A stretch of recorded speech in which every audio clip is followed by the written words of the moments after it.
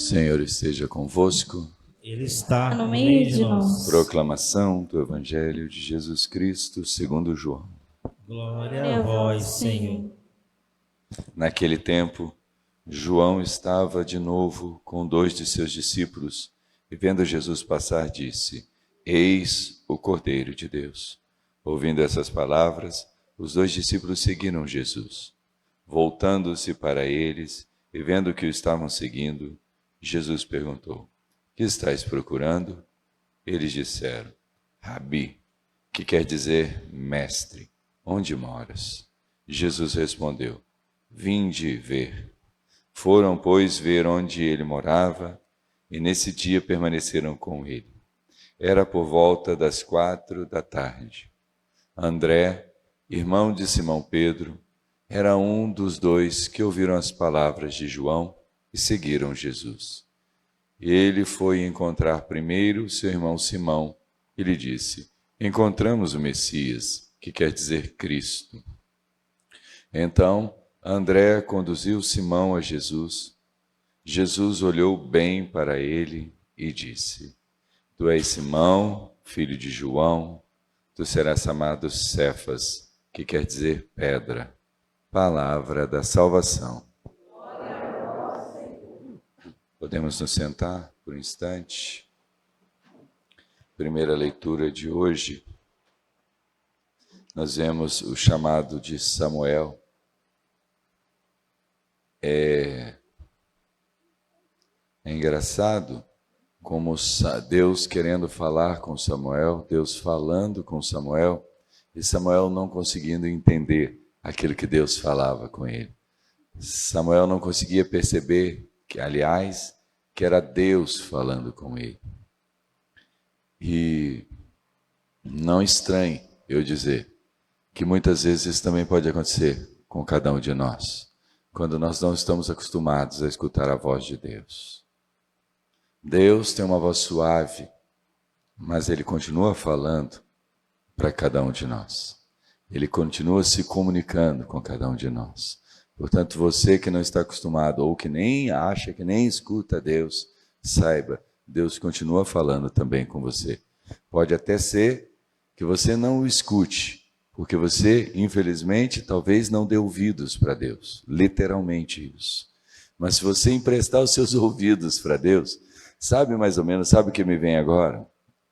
Falando para você, sabe quando a gente tem aquela pessoa que fica falando no nosso ouvido, que fala: eu não estou afim de dar ouvido para essa pessoa. A gente literalmente até fala assim, né? Eu não estou muito afim de dar ouvido para essa pessoa. Você escuta ela falar, mas você não escuta, você não ouve, entende? Talvez, infelizmente, talvez, possa estar acontecendo com alguns de nós algo parecido com isso que eu acabei de relatar. Deus pode estar continuando, Deus está continuando falando com cada um de nós. Mas pode ser que você não esteja dando ouvidos para Deus. E o pior, aí a condição é muito pior. Porque para o que ou para quem você anda dando ouvidos? Porque quando nós ouvimos muitas coisas, ouvimos muitas pessoas, ouvimos muitas vozes, tem tantas vozes que falam em nosso interior, que falam ao nosso ouvido, que são vozes contrárias à voz de Deus, que são vozes que não nos levam no caminho de Deus. É por isso que em cada celebração, no caso aqui numa celebração da palavra, mas de maneira muito especial, por exemplo, na Santa Missa, temos sempre no início o ato penitencial. Por quê? Porque a gente anda ouvindo muitas coisas, muitas vozes que não nos levam no caminho de Deus. Aí precisamos estar sempre nos arrependendo, sempre pedindo perdão a Deus. Fora, é claro, o ato penitencial para os pecados simples, para os pecados veniais, mas temos o sacramento da confissão na igreja, exatamente porque damos vazão, damos ouvido para muitas vozes que não são de Deus e que nos levam para outros caminhos, que nos levam a andar por caminhos que não são os caminhos de Deus. Agora, quando eu e você somos dóceis à voz de Deus, acontece o que aconteceu no Evangelho de hoje. Aliás, deixa eu dizer ainda, acontece o que aconteceu na primeira leitura. Nós precisamos sempre estar muito atentos, ter pessoas perto da gente que nos ensinam, que nos ajudam a escutar a voz de Deus. Quem são seus amigos? Quem são as pessoas que convivem com você? Essas pessoas têm, de alguma forma, te ajudado a ampliar a voz de Deus nos seus ouvidos, de maneira que você a escute, de você ser dócil à voz de Deus, como Eli. Lembra a primeira leitura de hoje? Eli pegou, assim por dizer, Samuel pela mão e falou: Samuel, vem cá, deixa eu te ajudar. Samuel escutava alguém chamando ele pela madrugada. Era essa a primeira leitura. E ele acordava e ia até Eli e dizia: aqui estou, mestre, aqui estou, Senhor. Eli falava: volta a dormir, eu não te chamei. Deve estar sonhando com a minha voz. Quando na terceira vez ele voltou, Eli falou: opa, peraí, já entendi tudo. Volta, e quando você escutar novamente a voz te chamar, fala, Senhor, que o teu servo escuta. Oh, meu Deus! Ah, se nós tivéssemos amigos que nos conduzissem assim para Deus. Ah, se nós tivéssemos amigos, se os nossos melhores amigos fossem homens e mulheres, que nos ajudassem a abrir os nossos ouvidos para Deus, para que a gente escutasse a voz de Deus em cada momento da nossa vida, para a gente entender a direção que Deus quer dar para cada um de nós. A direção que Deus quer dar para a tua casa, a direção que Deus quer dar para a tua família, a direção que Deus quer dar para a tua vida pessoal, a direção que Deus quer dar para a tua vida profissional, porque não pensemos e não caiamos no erro que Deus cuida só de uma área da minha vida ou da sua, que Deus cuida e se importa somente com, ou Deus se importa mais com essa área da minha vida. Não, Deus se importa para mim e a sua vida por inteiro. Nós precisamos estar atentos a isso. E aí preste mais atenção no evangelho de hoje. Quando Jesus passa e João Batista aponta e diz: eis o Cordeiro de Deus. Aí João e André já saem logo andando atrás de Jesus, seguindo Jesus. Imagine essa cena comigo. Imagina quando você está andando pela rua. Tenta imaginar, André, quando você está andando pela rua sozinho e tem dois andando atrás de você. Não é assim que você faz? Epa! Você já percebe logo que tem alguém andando atrás de você. Você já logo percebe que tem alguém andando atrás de mim. Estou achando estranho. Você começa a andar assim. Fica tranquilo que eu vou voltar, tá? Você já começa andando assim. E aí já percebe que tem alguém andando atrás de você. Você dá mais 2 passos e fala: tem gente andando atrás de mim. Imagina Jesus assim, gente. Foi igualzinho.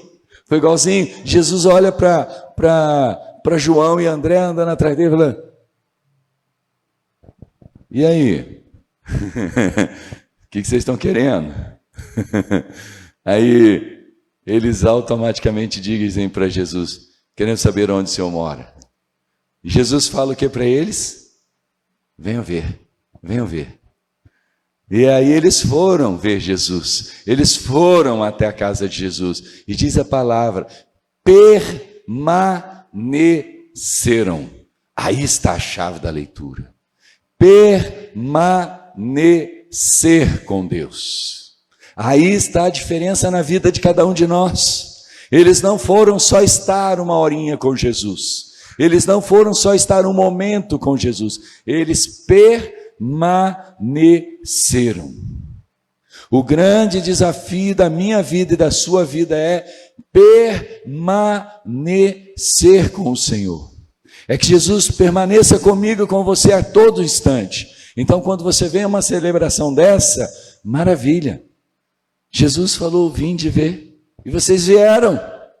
Quando sair daqui, vocês precisam todos nós precisamos permanecer com o Senhor. Ser discípulo do Senhor não é vir à missa, ouvir a celebração na palavra, como é o caso de hoje. Isso é o princípio. Tantos foram curiosos atrás de Jesus, poucos os que permaneceram com o Senhor. E quando a coisa vai ficando mais difícil na minha e na tua vida, aí é mais difícil ainda permanecer com o Senhor. Porque na vida boa, quando as coisas estão dando certo para mim e para você, é menos difícil a gente permanecer com o Senhor. Mas o desafio é permanecer com o Senhor na alegria e na tristeza, na saúde e na doença, no dia que está muito bom e no dia que está muito ruim. O desafio de ser discípulo do Senhor é permanecer com o Senhor nos altos e baixos da vida, porque eles virão. Jesus não coloca você, nem eu, numa redoma de vidro, para ficarmos intocáveis. Agora não, agora é cristão. Agora é intocável. Não, meu irmão. Não, minha irmã. Tem uns que devem estar dizendo assim, mas bom seria que fosse, né, Renato? Poderia até ser, meu irmão. Poderia até ser, minha irmã, no egoísmo nosso e e do nosso jeito. Poderia até ser. Mas esse, muitas vezes, desequilíbrio que nos toca, que faz parte da vida de cada um de nós, é aquilo que faz eu e você nos agarrarmos em Deus. Porque nas maiores dificuldades, nas maiores tribulações, o discípulo de verdade, o que ele faz? Mestre, Senhor, salva-nos. É assim, entenda isso, o discípulo permanece. Então, ao sair desta igreja, estar nesta igreja, sair desta igreja, não deixe, em hipótese alguma, que o seu coração se esvazie, que você saia da presença de Deus, mas permaneça em Deus. É o grande desafio. Porque esse que permanece, ou essa que permanece em Deus, a exemplo dos discípulos, André e João hoje, vão fazer novos discípulos. É assim, o discípulo faz novos discípulos. Saiba disso. O discípulo verdadeiro faz novos discípulos. João foi logo chamar outros, e André foi chamar quem? O seu irmão. Ninguém mais, ninguém menos do que Pedro, o primeiro papa da nossa igreja. Mal André tinha noção. André não tinha nem noção, nem imaginava. André pensou, não, vou lá chamar o meu irmão. É o meu irmão, eu vou chamar o meu irmão, vem cá, eu vou te apresentar, nós encontramos o Messias. E vai lá, pega Simão pela mão e leva ele até Jesus, entende? Pegou pela mão e levou, encontramos o Messias. Mas para ele era só o Simão, para nós é Pedro, entende? Para Jesus, Kefas, Pedro, pedra. E apresentou, olha que coisa linda. É o chamado do discípulo, eu e você, daqueles que permanecem com o Senhor, apresentar outras pessoas para Cristo. A grande pergunta hoje, então, também nessa hora é, quem você tem pego pela mão e tem levado até Jesus? Começa lá pela tua casa, começa lá pela tua família. É responsabilidade minha e sua, de discípulo e de discípula, e é uma marca do discípulo. É uma marca da discípula de Cristo. Pegar as pessoas como André e levar pela mão até na frente de Jesus e falar, Jesus agora é contigo, Jesus agora é com o Senhor. Está aqui, Senhor, eu já trouxe. Agora a obra é tua, Jesus. A minha parte eu já fiz. É a parte do discípulo. Trazer as pessoas e apresentar para Jesus. E o milagre acontecer. André não tinha a mínima noção de quem ele estava apresentando para Jesus, que era o irmãozinho dele querido, Pedro. Mas Pedro se tornaria o primeiro papa da igreja. Nós temos que ter a firme convicção de que o discípulo, ele é testemunha. Ele é testemunha. Jesus não está, meu irmão, e nunca esteve. Jesus não está e nunca esteve atrás de homens e mulheres letradas. Jesus não está e nunca esteve. Até porque se ele estivesse atrás de homens e mulheres letradas, ele não teria chamado Pedro e tantos outros. Saiba disso. Jesus está atrás de corações ardentes, de homens e mulheres que tenham um coração aberto, que queiram estar com ele. De homens e mulheres, e continua sendo assim hoje, e será por toda a eternidade. De homens e mulheres que o amem de verdade. De homens e mulheres que estejam dispostos a largar tudo que ele pedir, tudo que for necessário para segui-lo.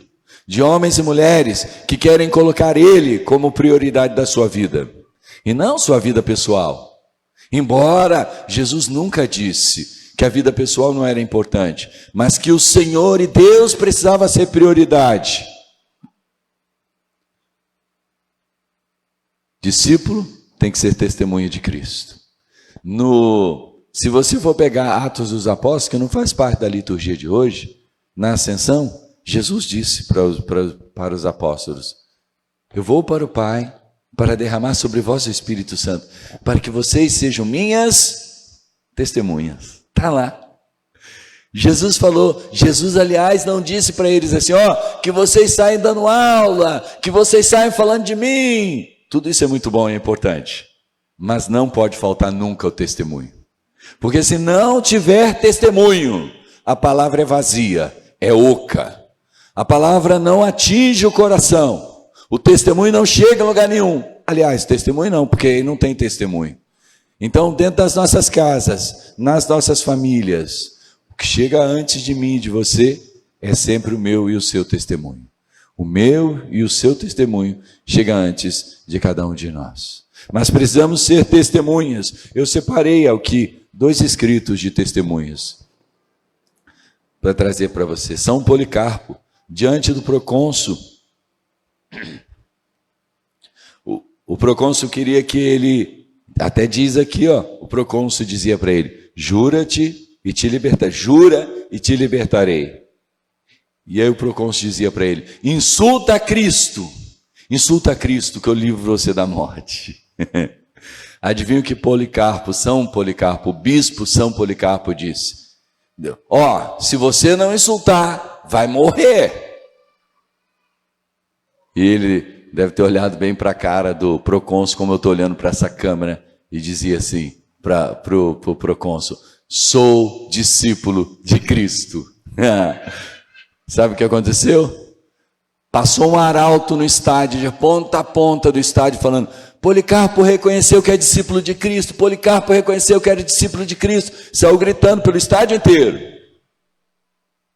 Rapidinho, Policarpo foi morto, queimado numa fogueira, porque reconheceu ser discípulo de Cristo. Bastava dizer: sou discípulo de Cristo. Se renunciasse, estava tudo certo. Não era queimado, a vida mantida, teoricamente, aos olhos do mundo, tudo certo. Mas esses homens não arredaram o pé. Foram homens para valer. Foram discípulos para valer. Sabe por que é importante nós falarmos sobre isso? Porque muitas vezes podemos imaginar que a igreja chegou onde chegou hoje. Que esta igreja que você está pisando, que eu estou pisando, que nós estamos pisando, que esta igreja chegou aqui, meio que assim, chegou. Não, meu irmão, não, minha irmã. Essa igreja católica, apostólica, romana, ela não chegou aqui assim, porque chegou, apareceu, alguém teve a ideia. Não. São o sangue dos mártires que regaram o solo desta igreja. O solo que eu e você estamos pisando foi regado por sangue de muitos homens e de muitas mulheres que não arredaram o pé. E que sustentam hoje a minha e a sua fé, que fazem com que eu e você, o sangue deles, fazem com que eu e você ainda tenhamos a nossa fé. E o lindo e maravilhoso é que você também tem um desafio de não permitir que essa fé pare em você, de ser testemunha de Cristo, lá dentro da tua casa, lá dentro da tua família, para que as próximas gerações, que talvez você nem conheça, também tenham a mesma fé. Imagina, eu penso muito nisso. Bom, eu como diácono permanente, vocês sabem, eu sou casado, esse ano eu e a Kelly fizemos 29 anos de casado, e temos um filho, Gabriel, chamado Gabriel, que tem 26 anos de idade. Eu provavelmente, com toda certeza e com a graça de Deus, eu vou conhecer meus netos. E tomara que ele tenha bastante. Mas eu não sei se eu vou conhecer os meus bisnetos. Eu não sei se eu vou conhecer os filhos dos meus bisnetos. Provavelmente eu não vou conhecer. Mas que bom se eles falarem de mim. Eles falarem: olha, lá atrás existiu o nosso, sei lá o que vai ser, bisavô, tataravô, não sei o que vai ser lá deles lá. Mas lá atrás eles falarem de mim. Falarem: ele regou a nossa fé. Que lindo vai ser, Andréia, se lá os seus bisnetos, que talvez você não conheça, disserem um dia lá entre eles: nós temos fé hoje, porque tivemos uma bisavó. Que lindo, hein? Que tinha muita fé. Mas é o que Deus espera de cada um de nós. É o que as nossas próximas gerações precisam viver. Sabe por quê? Porque se você não der o seu sangue hoje, essa fé vai se apagando, meu irmão. Vai se apagando, minha irmã. Eu e você só estamos aqui porque teve alguém que deu sangue por mim e por você. E mesmo que você não esteja perto mais dessas pessoas, o sangue delas chega até hoje na sua vida, na minha vida, na vida de cada um de nós. E nós precisamos hoje, somos chamados hoje, a como esses discípulos, como eu disse aqui de São Policarpo. Porque pelo teu sangue, pelo meu sangue, pelo meu e pelo seu esforço, pela minha e sua dedicação de amar e ser fiel a Jesus, isso vai como uma onda se propagar nas próximas gerações. E vai atingir as próximas gerações. Mas porque você viveu e eu, porque nós vivemos hoje. É hoje. É hoje. É o agora. O ser discípulo de Cristo não é amanhã. Estou falando para a gente aqui. O ser discípulo de Cristo não é para amanhã. O ser discípulo de Cristo agora, hoje, já. Talvez você esteja aqui nessa igreja e esteja com mágoa, saiu brigada de casa, precisa se reconciliar. Corre, refaça a tua vida. Porque a hora de dar testemunho não é amanhã. A hora de ser discípulo de Cristo não é amanhã. É hoje. O permanecer com Cristo é agora. Não é amanhã ou depois de amanhã, é agora. E se Deus te trouxe essa igreja nessa noite, é porque Ele tinha essa palavra reservada para você. Depende de como o teu coração. Depende de como o teu coração recebe essa palavra. Porque muitos foram aqueles que vieram até Cristo e que não permaneceram com Ele. Entende? E comigo e com você também pode acontecer a mesma coisa. Podemos vir até Cristo e não permanecer com Ele. Tua palavra foi dura demais, Senhor. Ela não serve para mim agora. Triste, mas é a história. É a história que se repete. Muitos homens e mulheres também passaram por isso. O erro não está em Cristo. A falha não está e nunca esteve em Cristo. Certamente, eu e você precisamos voltar em outro horário na nossa vida, para ver se na agenda minha e sua há um espaço para que Cristo faça uma obra nova no nosso coração. E eu esteja disposto e menos preocupado com tantas coisas na minha vida para dizer: agora sim, eu quero ser discípulo de Cristo. E espero, meu irmão e minha irmã, que esta hora não seja tarde demais. Porque, como diz o padre Paulo Ricardo, na hora da morte não cabe improviso. Então o dia, a hora, o momento da minha e da sua conversão é agora. Não é nem amanhã, é agora. Ser discípulo de Cristo, então, é ser testemunha. Trouxe um outro testemunho para vocês. Santo Inácio de Antioquia. Ele sendo levado de Antioquia para Roma para ser devorado pelas feras. Sabe o que ele dizia? Eu anotei. Sendo levado para ser devorado pelas feras.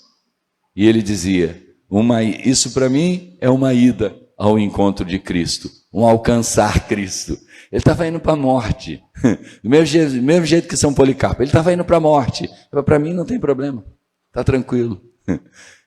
Tamanha a consciência dele. Para mim, passar por isso agora é alcançar Cristo. E ele dizia: é lindo descambar, essa é a palavra dele. É lindo terminar em Deus para depois se encontrar com Cristo. Tamanha a fé de Santo Inácio de Antioquia. É lindo para mim terminar a minha vida em Deus, para na hora que eu abrir os olhos, abrir os olhos para Cristo. Olha que graça, olha que é sobre eles, sobre esses homens e essas mulheres que a nossa fé está fundamentada. Então, ser discípulo de Cristo hoje, meu irmão e minha irmã, é testemunhar, imitar e testemunhar Cristo. Imitar Cristo olhando todos os seus atos, todos os seus gestos, todos os seus ensinamentos, tudo aquilo que Cristo me ensinou. Já que eu toquei no assunto de perdão, Jesus disse no Evangelho que eu e você temos que perdoar 70 vezes. Repete comigo, 70 vezes? Então, nós sabemos. Se nós não colocamos em prática, não permanecemos em Cristo. É simples. É simples. Toda vez que o pecado toca o meu coração, toda vez que eu deixo o pecado adentrar na minha vida, toda vez que o pecado permanece dentro de mim, não estou permanecendo em Cristo. Jesus disse que eu tenho que perdoar 70 vezes 7. Jesus disse que eu não tenho que me preocupar na trave, com cisco no olho do meu irmão, porque eu tenho uma trave no meu olho. Então, todas as vezes que eu julgar o outro, ou que se eu tiver isso, se você tem isso na tua vida de julgamento do outro, arranca da tua vida correndo. Arranca da tua vida correndo, porque isso é não permanecer em Deus. E aí, não é difícil, meu irmão, não é difícil, minha irmã. É só pegar o Evangelho, vai ler o Evangelho. Renato, permanecer em Cristo é o que então? Vai ler o Evangelho. Coloca o Evangelho em prática na sua vida, que aí sim permanecer em Cristo. Está com mais dificuldade? Pega o catecismo da igreja e vai pegar o catecismo da igreja.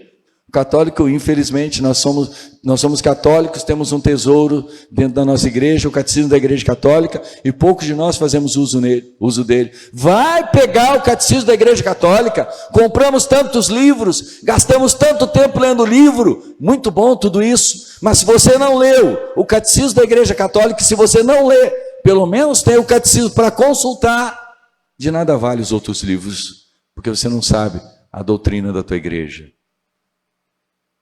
Bom, enfim, meu irmão, enfim, minha irmã, a gente precisa entender que esse testemunho meu e seu, que essa imitação minha e sua de Cristo, ela tem que ter efeito em primeiro lugar lá dentro da nossa casa. Por quê?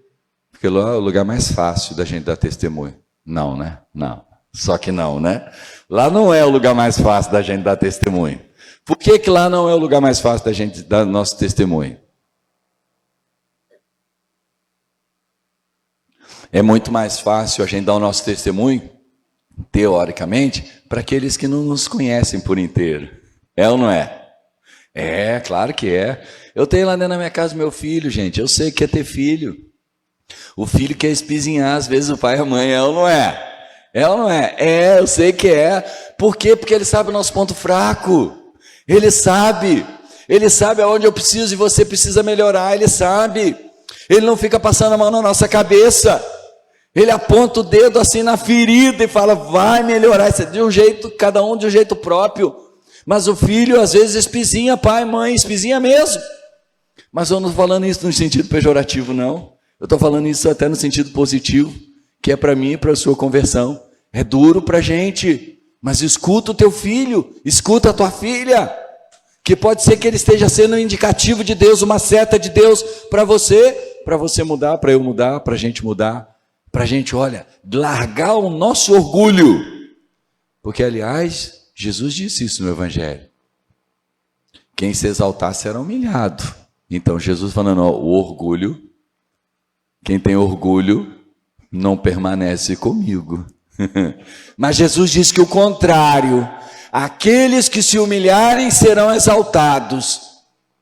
Jesus disse que quando você entrar numa sinagoga, entrar numa igreja, não procure os primeiros lugares, procure os últimos. Bom, Jesus vai falando tanta coisa para mim e para você, e que nós somos chamados a colocar. Isso é ser discípulo de Cristo. Renato, mas o discípulo de Cristo está o tempo todo colocando isso em prática? Não, olha o Evangelho novamente. Vai ver se Pedro, Tiago, João, se os apóstolos colocavam tudo em prática o tempo todo. Não. Mas Jesus puxava a orelha deles, consertava eles. Do mesmo jeito que tem que me consertar e consertar você, consertar cada um de nós. A gente está num processo constante de transformação, de evolução, de crescimento. Mas eu e você precisamos querer que isso aconteça na vida de cada um de nós. Essa imitação e esse testemunho precisa ser uma realidade na vida de cada um de nós. Então, precisamos começar com isso dentro da nossa casa. Mas que bom, meu irmão, que bom, minha irmã, que se hoje Deus já despertar esse desejo na vida de cada um de nós, e também na minha e na sua vida, um sentimento de pertença a Cristo. Eu pertenço. Lembra a segunda leitura? Deixa eu voltar aqui. Aliás, está aqui. Deixa eu voltar aqui. No finalzinho, de fato, fostes comprados por um preço muito alto. Fostes comprados. Alguém te comprou. Fostes comprado por um preço muito alto. Então, glorificai a Deus com o vosso corpo. Eu não sei se você também tem consciência disso, mas fostes comprados por um alto preço. O preço de quem? Do sangue do nosso Senhor Jesus Cristo. Ele derramou até a última gota do seu preciosíssimo sangue para que a tua e a minha vida tivesse sentido. Eu e você temos um dono. Lembra quando um dos discípulos perguntaram para Jesus: Jesus, é justo pagar imposto a César? O que Jesus respondeu? Me mostra de quem é o desenho, de quem é a esfinge que está aí na moeda. É de César. É de César? Dai a César o que é de César. Complete comigo a frase. Dai a Deus o que é de Deus. Nós não temos olhos espirituais. Se tivéssemos, ao olhar para Andréia, eu iria ver ali uma marca de Deus. Pelo batismo, tem uma marca indelével, que ninguém nunca vai tirar. Tem uma imagem gravada dentro de você e de mim. Nunca. É o que a igreja nos ensina. Tem um carimbo de Deus aí. Nunca ninguém. A imagem que Jesus também estava se referindo era que eu. Qual a imagem que tem aqui? Deus. Fala, André, fala Deus, vê Deus aqui, por favor, fala. Deus! Então, dai a Deus o que é de Deus. Para ser imitar e testemunhar Cristo, eu preciso ter essa consciência na minha vida. Eu fui comprado por um alto preço. O preço do sangue do nosso Senhor Jesus Cristo. E que bom, meu irmão, para finalizar, que bom, meu irmão, que bom, minha irmã, se eu e você tomarmos consciência disso, retomarmos a nossa vida, a nossa história, o nosso caminho com Deus. E hoje, eu e você, nos sentirmos, nos comportarmos e de fato sermos discípulos de Cristo. E quando eu escutar na palavra de Deus que Jesus estava falando para os discípulos, eu me identificar tanto que eu falar, ele está falando para mim. Ele está falando para mim, é comigo que ele está falando. Quando falava, Jesus falava para os discípulos, se eu abrir bem os teus ouvidos e falar, é para mim, eu sou discípulo de Cristo, ele está falando para mim, é para mim que ele está falando. Tamanha a identificação minha e sua com o discipulado do Senhor, o segmento de Jesus, que eu falar, essa palavra aí, ela é para mim, deixa eu abrir meus olhos, me perdoe, mas também os olhos. Mas você entendeu, deixa eu abrir meus ouvidos, claro, não é os olhos, meus ouvidos, para escutar aquilo que Deus quer falar comigo.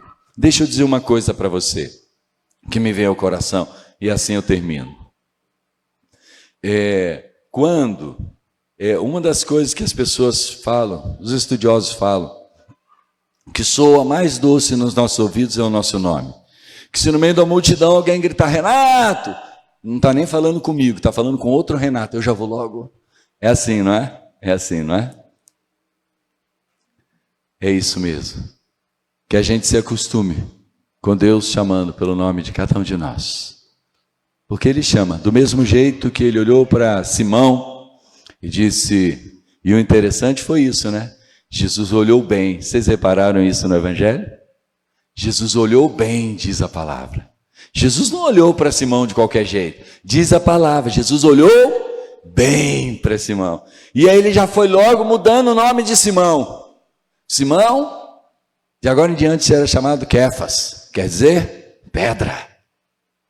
Mas diz a palavra, Jesus olhou bem para Simão. Como deve estar o olhar de Deus para mim e para você nessa noite, hein? Jesus está olhando bem para você. Jesus está olhando bem para você. Jesus está olhando bem para cada um de nós. Resta saber se você está se deixando ser olhado, olhada por Deus. Toda vez que Jesus olha bem para cada um de nós, e Ele faz isso sempre, quando eu me deixo olhar, sem reservas, quando eu me deixo ser olhado pelo Senhor, sem estar com armas levantadas, com o coração fechado, mas se o meu coração está aberto para dizer para Jesus, pode olhar, Jesus, pode me sondar por inteira, Jesus. Ele começa a mudar a essência de cada um de nós, como naquele dia, ele começou a mudar, pelo nome de Pedro, ele começou a mudar a essência de Pedro, e começou a fazer de Pedro, certamente, se não o maior, um dos maiores discípulos já existentes na face da terra, mas porque mudou a essência. Jesus olhou bem para Pedro, como Ele está olhando bem para você nesta noite. Só que Pedro se deixou olhar por Cristo. E você?